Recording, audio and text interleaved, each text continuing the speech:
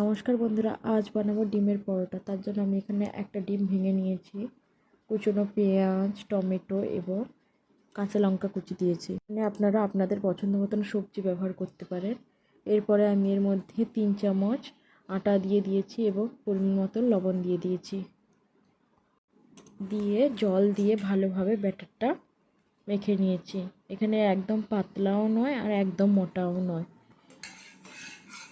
এরপর কড়াইতে তেল গরম করে আমি এখানে অল্প একটু তেল দিয়েছিলাম। 2 হাতা ব্যাটার দিয়ে ব্যাটারটা চারদিকে ভালোভাবে ছড়িয়ে নেব। নিয়ে ঢাকনা দিয়ে দেব যাতে ভালোভাবে হয়ে যায়। ঢাকনাটা খুলে দেখব পুরোটা একদম ভালোভাবে উপরটা শুকিয়ে গেছে। এরপর উল্টে দিয়ে আর 2 মিনিট মতন আমি ঢাকা দিয়ে রাখবো। দিলে আমাদের তৈরি হয়ে যাবে ডিমের পরোটা। এখানে আমার 6 থেকে 7টা মতন পরোটা হয়েছিল। একইভাবে আমি আরেকটি পরোটা ভেজে দেখিয়ে দিচ্ছি। 2 মিনিট করে ঢাকনা দিয়ে রেখে দিলে সুন্দরভাবে তৈরি হয়ে যাবে এবং খেতে নরমও হয়। পরোটাটা অনেকক্ষণ সফট থাকবে।